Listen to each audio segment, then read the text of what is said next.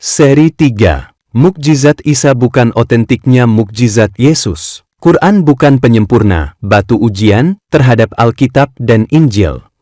Dari dua seri presentasi terdahulu sudah diperlihatkan bahwa secara esensi kenabian Yesus dan Isa ini, tak ada satu aspek pun yang bisa dipersamakan satu terhadap lainnya. Kata-kata narasi dan istilah bisa meleset dan dusta. Namun perbuatan dan mukjizat tidak bisa berdusta. Kesamaan yang palsu itulah yang disebut pseudo-similaritas antara Yesus dan Isa. Jadi, bagaimana Muslim kok menyimpulkan bahwa Quran adalah penyempurna atau batu ujian terhadap kitab-kitab sebelumnya? Surat 5 ayat 48.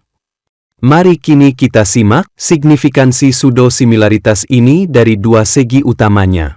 1. Otoritas Yesus yang otentik, dan 2. Mukjizat yang terpercaya dan valid, sebagaimana firman-Nya yang langsung, tanpa perantara Jibril dan lain-lain, demikianlah juga mukjizatnya. Yang 1. Tentang otoritas kuasa Yesus yang orisinil, langsung, tanpa via malaikat, tanpa izin-izin Tuhan lain manapun. Yang 2. Berbicara tentang kesyahihan mukjizat Yesus, dengan para saksi mata, terbuka, bukan diam-diam atau sembunyi-sembunyi, dan tanpa dusta-dustaan. Otoritas Yesus berkata otentik, akulah yang awal dan yang akhir. Kalimat God, Sang Ada, yang Maha Kuasa. Baca Wahyu 1 ayat 8. Mukjizatnya langsung kun fayakun, tanpa usah izin-izinan. Yesus adalah Alfa dan Omega, berotoritas menghardik setan-setan seketika. Siapa bilang, mukjizat Yesus di Injil harus minta izin dari Allah? Semuanya dari inner, kuasa, kebenaran dan kasih Yesus. Seorang kusta memohon kesembuhan dari Yesus.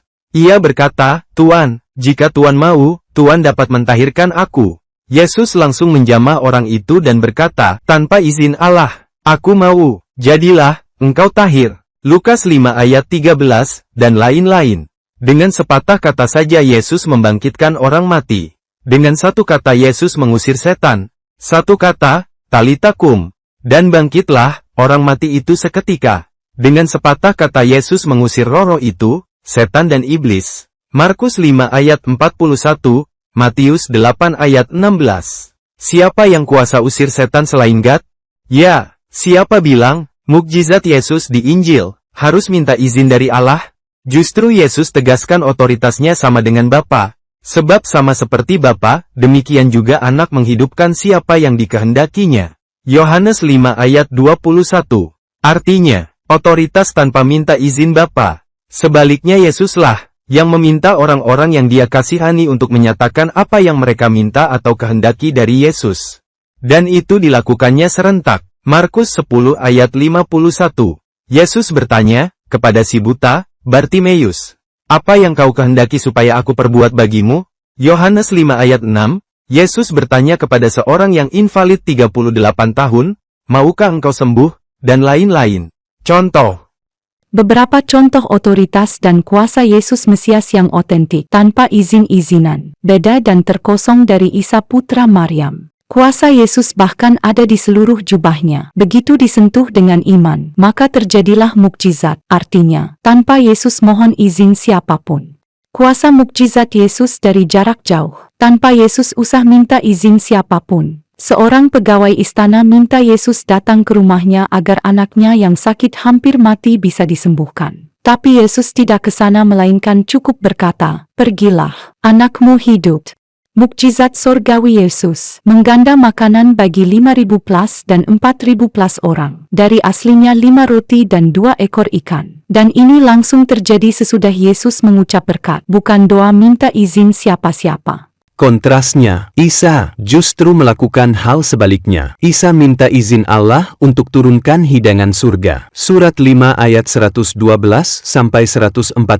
Ingatlah ketika pengikut-pengikut Isa berkata, Hai Isa putra Maryam, sanggupkah Tuhanmu menurunkan hidangan dari langit kepada kami? Kami ingin memakan hidangan itu dan supaya tenteram hati kami dan supaya kami yakin bahwa kamu telah berkata benar kepada kami dan kami menjadi orang-orang yang menyaksikan hidangan itu. Isa putra Maryam berdoa, Ya Tuhan kami, turunkanlah kiranya kepada kami suatu hidangan dari langit akan menjadi hari raya bagi kami. Ingat, murid-murid Isa adalah orang-orang Yahudi yang beriman. Bisakah murid-murid menjadi kurang ajar memanggil nama Isa sebagai anak haram tanpa ayah menurut istiadat Yahudi? Hai Isa putra Maryam, mereka selalu panggil guru, rabbi, dan lain-lain dengan penuh hormat. Lagian, bisakah murid-murid menantang Isa dan Tuhannya Isa untuk bermukjizat bagi mereka? Sanggupkah Tuhanmu menurunkan hidangan langit kepada kami? Ya, ahli Taurat atau Farisi telah melakukan model tantangan kurang ajar. Dan Yesus telah mendamprat mereka semua. No miracle on demand. Baca, Matius 12 ayat 38 dan 39. Injil mencatat 55 kali Yesus mengusir setan, dan 5 kali menjelaskan detail tiap peristiwanya. Ini hanya bisa dilakukan langsung oleh God sejati. Tak ada Tuhan atau nabi lain yang betul-betul sudah mengusir setan. Aksioma, hanya God saja yang setan takuti. Yesus berkata, "Diam, tenanglah." Markus 4 ayat 38-41. Kuasa Yesus atas alam. Yesus menghardik badai dan gelombang, dan angin pun reda seketika, dan danau menjadi teduh. Siapa yang sanggup selain God sendiri? Mukjizat kuasa Yesus terhadap maut, 4 kali membangkitkan orang mati, dan turut membangkitkan dirinya sendiri dari kubur. Isa Muslim tak akan bangkit karena ia sudah tiada atau diraibkan Allah. Yesus berkata kepada seorang lumpuh, "Dosamu sudah diampuni." Tetapi ini ditentang oleh ahli Taurat dan Farisi. Mereka berkata dalam hatinya, "Siapakah orang yang menghujat God ini? Siapa yang dapat mengampuni dosa selain God sendiri?" Yesus berkata, "Supaya kamu tahu bahwa di dunia ini anak manusia berkuasa mengampuni dosa." Maka, berkatalah Yesus kepada orang lumpuh itu, "Kepadamu kukatakan, bangunlah, angkat tempat tidurmu dan pulanglah ke rumahmu." Seketika itu juga bangunlah ia. Lukas 5 ayat 18-26. Betapa mukjizat terakhir Yesus di dunia yang penuh glori Yesus terangkat ke langit sambil memberkati semua murid-muridnya dan dengan pesan akhir bahwa ia akan datang kembali kelak. Kisah Para Rasul 1 ayat 10-11. Lukas 24 ayat 50-51. Ya, aku datang segera. Wahyu 22 ayat 20. Kemuliaan Yesus terbuka dengan mengangkat dirinya pelan-pelan ke sorga. Sebaliknya, kisah Nabi Isa AS diam-diam Allah mengangkat Isa ke langit. Sebaliknya, Isa Muslim diangkat Allah diam-diam, misterius, ke surga tanpa ada yang tahu. Dan karena kekafiran mereka terhadap Isa, dan tuduhan mereka terhadap Maryam dengan kedustaan besar, zinah, dan karena ucapan mereka, "Sesungguhnya kami telah membunuh Al-Masih, Isa putra Maryam, Rasul Allah." Padahal mereka tidak membunuhnya dan tidak pula menyalibnya, tetapi yang mereka bunuh ialah orang yang diserupakan dengan Isa bagi mereka. Tetapi, yang sebenarnya, Allah telah mengangkat Isa kepadanya. Surat 4 ayat 156-158. Misteri kekal. Siapa penjahat besar yang Allah salibkan? Tuduhan dusta dibalas Allah dengan tipu daya. Allah memperdayakan mereka dan menggagalkan tipu daya dan rencana pembunuhan atas Isa. Surat 3 ayat 54. Orang-orang kafir itu membuat tipu daya, dan Allah membalas tipu daya mereka itu. Dan Allah sebaik-baik pembalas tipu daya. Di sini, Allah menamakan dirinya Khairul Makiriin, juga di surat 8 ayat 30, tapi tak tercantum dalam 99 Asmaul Husna. Surat 4 ayat 156-158 menggambarkan betapa orang-orang kafir telah berdusta besar atau keji terhadap Bunda Maryam, yang dianggap berzinah dan melahirkan Isa. Maka Allah membalasnya dengan dusta atau tipu daya yang disebut terbaik. Big question. Apakah membalas tipu-tipu orang kafir tersebut akan atau telah menjadikan Allah menang dan sukses dalam tujuannya? Sukses apanya? Menang menghukum siapakah? Nyatanya, dampaknya berbeda. Q.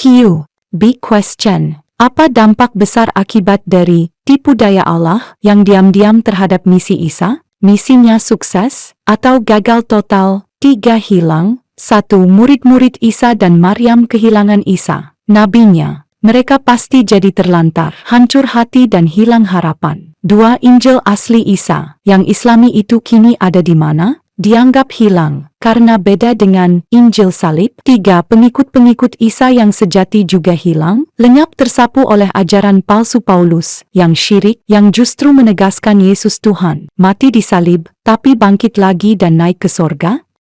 Otoritas Yesus bermaklumat otentik. Tidak ada satu pun yang hilang. Langit dan bumi akan berlalu, tetapi perkataanku tidak akan berlalu. Dan ketahuilah, aku menyertai kamu, murid-murid Yesus, senantiasa sampai kepada akhir zaman. Matius 24 ayat 35, 28 ayat 20. Dan inilah kehendak Dia yang telah mengutus aku, yaitu supaya dari semua yang telah diberikannya kepadaku jangan ada yang hilang, tetapi supaya kubangkitkan pada akhir zaman. Yohanes 6 ayat 39, Matius 18 ayat 14.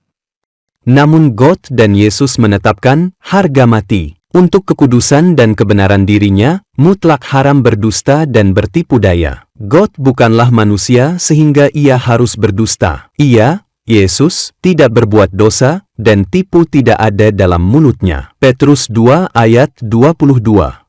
Kata mutlak Alkitab, God tidak berdusta. God tidak mungkin, diam-diam, berdusta. YHWH jijik melihat penumpah darah dan penipu. Mazmur 5 ayat 7. Kesimpulan, Quran bukan penyempurna, batu ujian, terhadap Alkitab dan Injil. Tak ada aspek Yesus manapun yang dapat dipersamakan dengan Isa. Mukjizat Yesus langsung, tanpa izin siapapun, otentik, terbuka, non-dusta, bermanfaat, teruji, dibuktikan di depan saksi mata. Sosok Isa bukan sosok Yesus, mukjizat Isa bukan mukjizat Yesus. Yang ada hanyalah suatu pseudo-similaritas. Percayalah kepada yang hidup, bukan yang mati.